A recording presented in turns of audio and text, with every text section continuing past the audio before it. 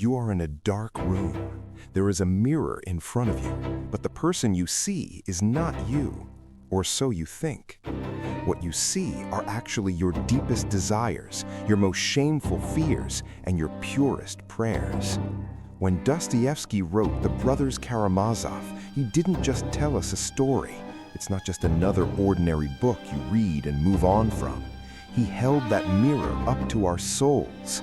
Today, we're not just talking about an ordinary father's murder, but about how our own souls are fragmented. Dmitri's uncontrolled and perverse passion, Ivan's cold logic, and Alyosha's unshakable faith.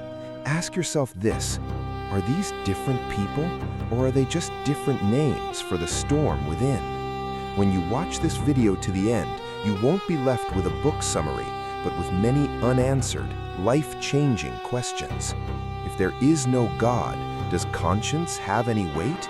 Or are we just coincidences strangling each other in that blind darkness? Welcome to Fatih's Autopsy Museum. We are entering the world of Karamazov. If you're ready, let's look closer in the mirror and face our terrible but true reflection.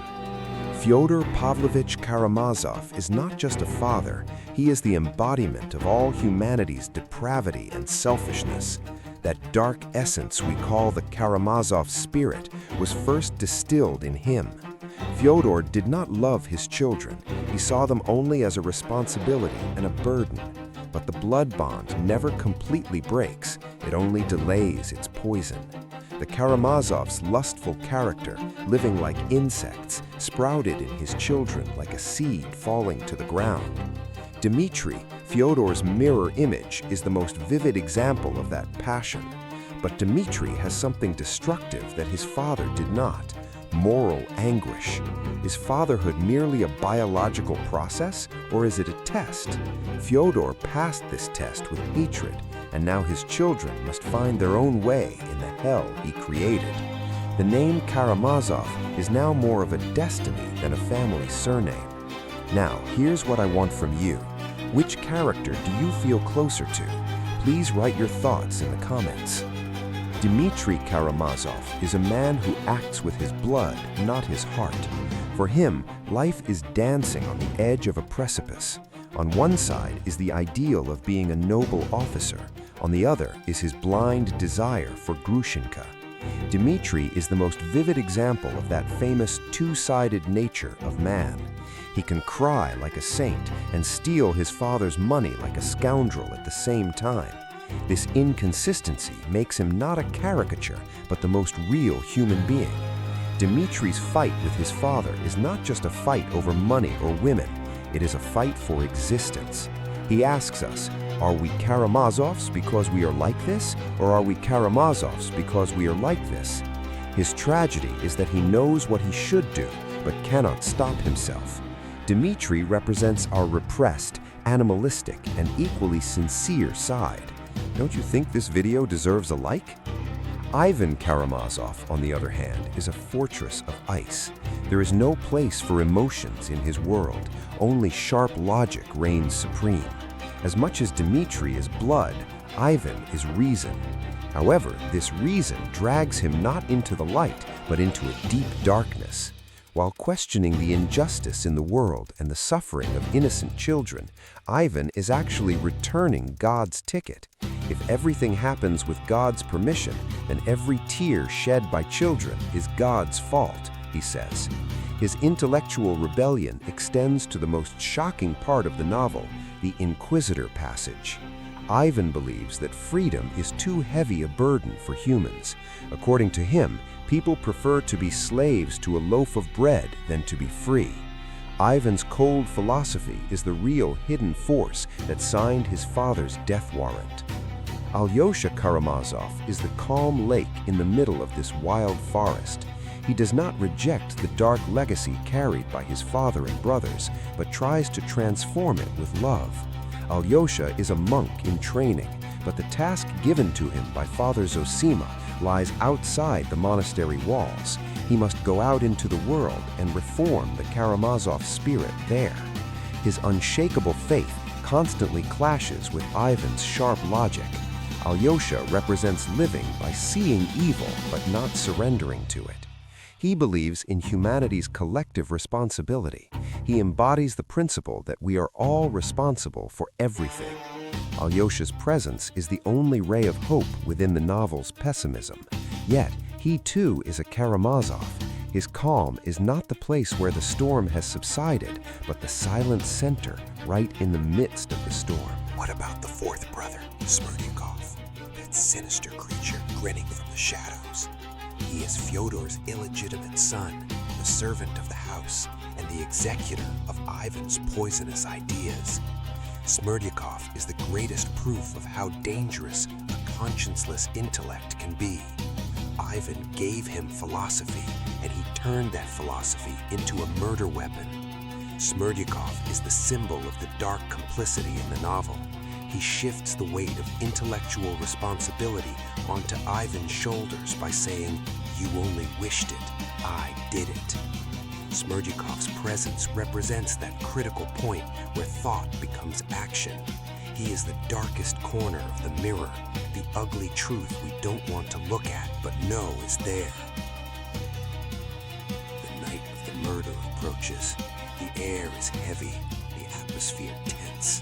Fyodor Pavlovich waits for Grushenka, in his hand an envelope full of money, in his heart an unstoppable, boundless lust. Dmitri is behind the door, while Ivan struggles with the storm inside him somewhere far away. Here's a terrifying question for you. Does guilt accumulate only in the hand that pulls the trigger, or does it spread to every mind that desires death? In recounting the murder, Dostoevsky actually questions collective guilt. Each character contributed in some way to their father's death that night. Some by remaining silent, some by hating, and some by leaving the door open. The father's murder is not just a family tragedy in the novel, it is the collapse of divine authority and moral order. The blood spilled that night is on the hands of all the Karamazovs. In Dostoevsky's world, crime always comes before punishment, but the real punishment is handed down not in courtrooms, but in the silent corridors of conscience. Ivan's descent into madness, Dmitri's view of going to Siberia as a form of purification, Smerdyakov's suicide, each carries their own punishment within themselves. While inviting us into the psychology of crime, the author is actually telling us about the impossibility of innocence. Human beings are by nature both executioners and victims. In this part of the novel, the destruction within the characters' inner worlds is far more devastating than any physical events. Conscience follows them like an inescapable shadow. The thesis that if there is no God, everything is permitted turns from a promise of freedom in Ivan's mind into a prison. Do you question your faith? The scene of the Grand Inquisitor is one of the deepest philosophical inquiries in literary history. In this story, which Ivan tells Alyosha, he imagines the return of Jesus in 16th century Spain. The Inquisitor imprisons Jesus and tells him, "You gave people freedom, but they couldn't handle it. We made them happy by giving them bread and miracles." What is being debated here is whether humans prefer free will or comfortable captivity. Through Ivan, Dostoevsky criticizes the church, the state, and all oppressive structures, while actually pointing to the weakness of human nature. Freedom is not a blessing for the Karamazovs, but a burden. Alyosha's response to this story is not a word, but a silent kiss. Love begins where reason ends. Grandfather Zosima's death and the events that follow are the moment Alyosha's faith is tested. While everyone expects the body of a holy man to miraculously remain odorless, the fact that the body begins to decay creates disappointment. This is Dostoevsky's emphasis not on miracles, but directly on love and faith. Alyosha goes outside in disappointment and kisses the ground. At that moment, he reaches a love that embraces the entire universe, breaking out of the narrow confines of the monastery.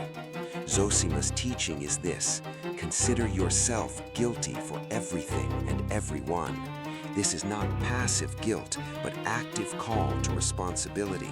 The only way to overcome evil in the world is for each individual to nurture the goodness within themselves with infinite compassion. The courtroom scenes in the novel demonstrate how truth can be distorted and how logic can be deceptive. Dmitri's innocence, at least in the murder that night, cannot be proven because all the physical evidence is against him. While analyzing Dmitri's character, the prosecutor and lawyer actually X-ray Russian society. Dmitri is described as having a broad Russian soul, that boundless void that contains both heaven and hell at the same time. The court represents not justice, but society's expectations. The real murderer is Smerdyakov, but the court convicts Dmitri. Dmitri accepts this unjust punishment as an opportunity for purification. Even though he is innocent, he will pay the price for his hatred of his father in Siberia. Ivan Karamazov's conversation with the devil is the pinnacle of psychological genius.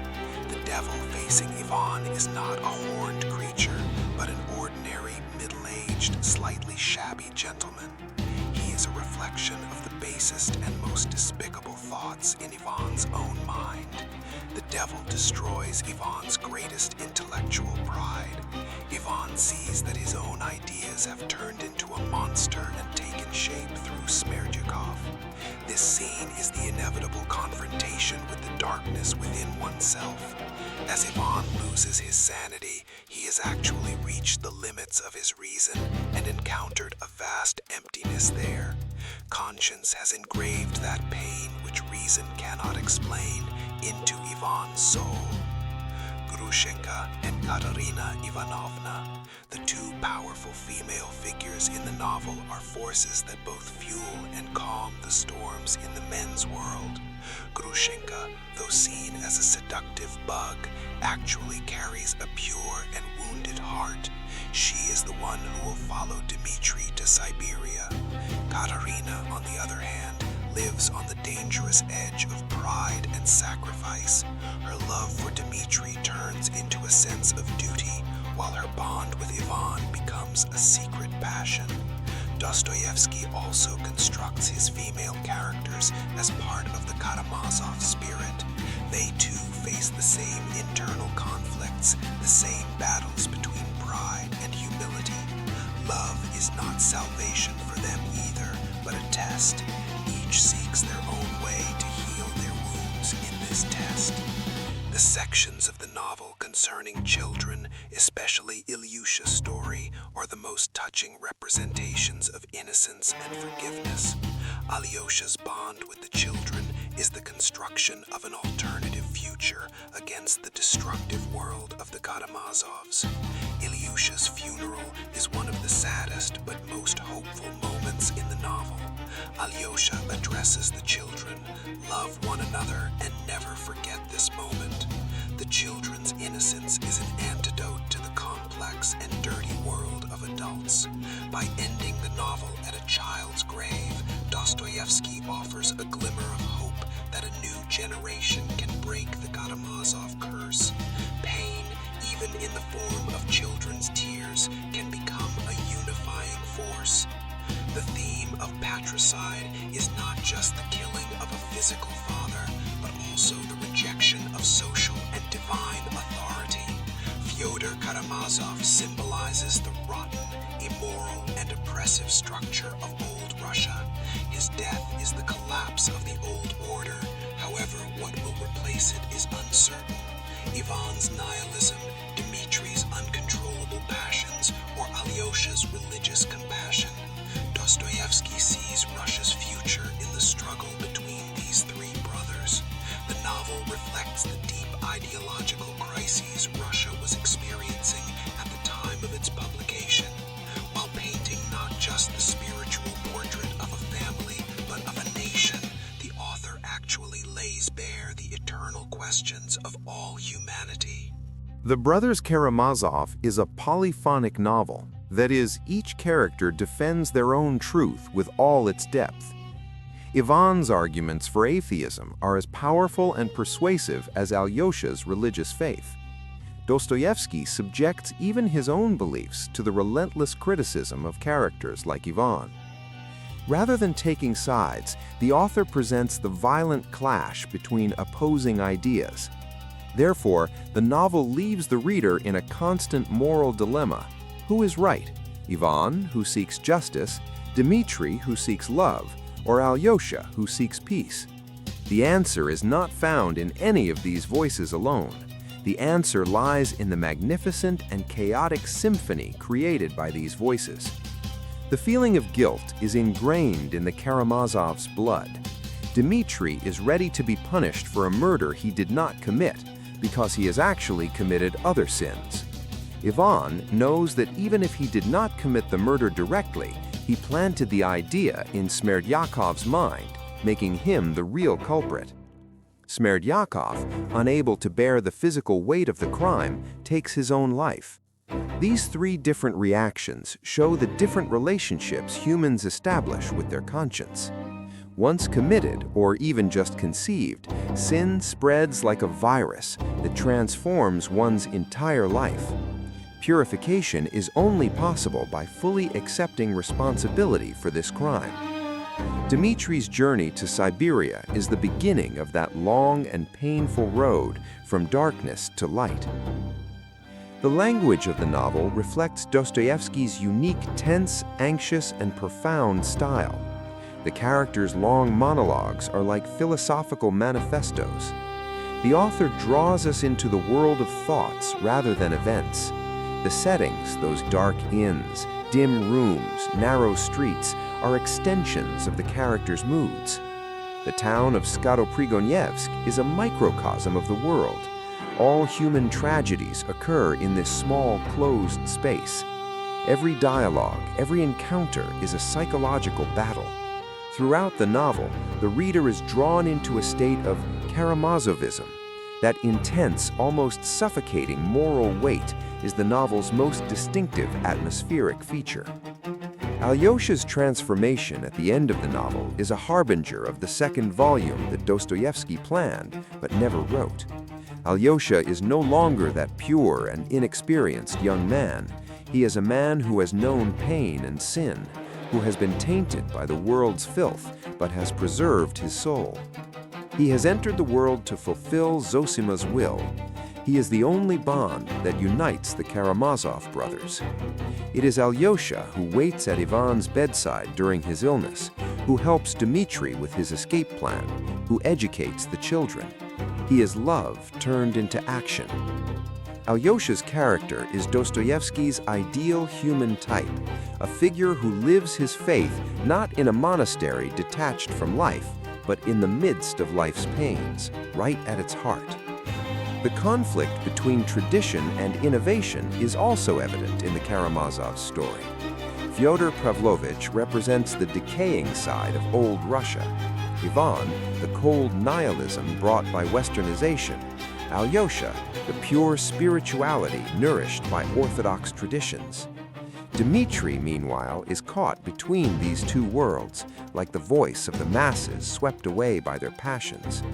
Dostoevsky relentlessly criticizes the impact of Western ideas on the Russian spirit through the character of Ivan. According to him, salvation lies not in imported ideas, but in returning to the deep, earthbound, and faithful essence within the people. The Karamazovs are both victims and the main actors of this painful transformation Russia is undergoing. The insect metaphor symbolizes the Karamazovs' lust and degradation. Dmitri often says, "We Karamazovs are insects." This reflects humanity's ambivalent view of its own animalistic nature, both repulsed by and resigned to it. Yet even within these insects lies an angel. Dostoevsky seeks a shred of sanctity even in the most despicable characters. Grushenka's story of giving an onion is very important in this sense. Even the smallest act of kindness can pull a person out of the depths of hell. No one is completely lost. Goodness and evil are two poles that constantly shift within a person. What matters is being able to find and bring out that tiny light, that onion within the darkness. Ivan Karamazov's descent into madness is one of the most tragic moments in the novel. The godless world his intellect offered him ultimately swallowed him whole. Smerdyakov's suicide is the ultimate consequence of Ivan's philosophy, nothingness. When Ivan shouts his guilt in the courtroom, he doesn't actually expect mercy from anyone. He just wants to be freed from that crushing weight. His drama is discovering how weak and needy he is while denying God and trying to proclaim his own divinity. Reason alone is not enough to save man. On the contrary, it turns him into a plaything in the hands of the ghosts he himself has created. Ivan is the most tormented, loneliest, and deepest brother of the Karamazovs.